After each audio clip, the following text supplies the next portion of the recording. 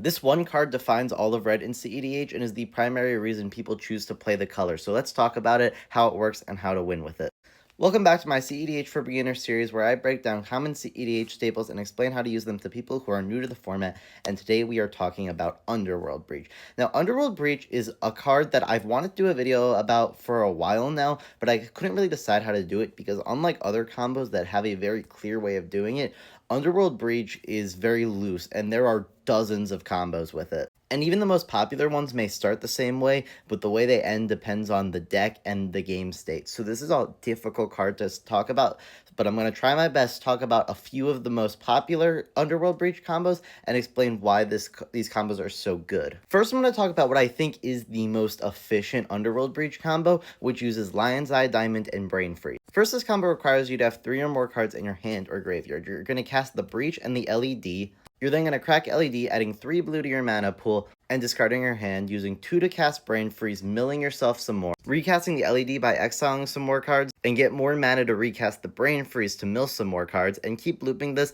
till you have enough of your library into your graveyard to assemble another combo, mill yourself out entirely and win with Thassa's Oracle, or mill out your opponents and force them to draw on their draw step or with a Wheel of Fortune. This combo also works with Grinding Station and actually any mana positive artifact such as even Soul. Because Grinding Station is, of course, very similar to Brain Freeze. The only problem with this that makes it worse than Brain Freeze is it doesn't have that ability to storm off, so you might not necessarily have enough gas to mill through your entire opponent's decks. In fact, you almost certainly won't. You could use this until you either find the Brain Freeze and then mill out your opponents, or find some other sort of win line.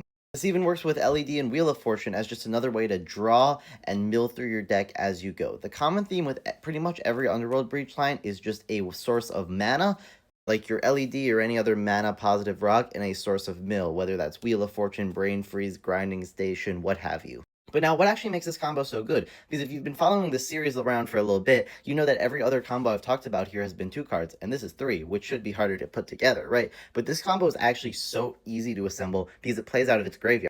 I mean, if you have enough cards in your graveyard, something like Demonic Tutor finds the entire combo because you just keep recasting it with Underworld Breach till you have the whole thing put together. You also gain access to your library so easily as you go on, so you have more options for interaction.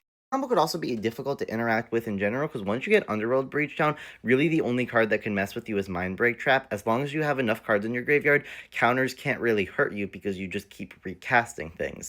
But there you have it. That's how you win with Underworld Breach and why it's so good. Let me know your thoughts in the comments, what you think of this card, as well as what cards you want to see me cover next, and even if you want me to do a second video on this card, because I know there's even more combos I didn't get to cover. Other than that, make sure you're following, because as I continue this series and other cool Magic stuff.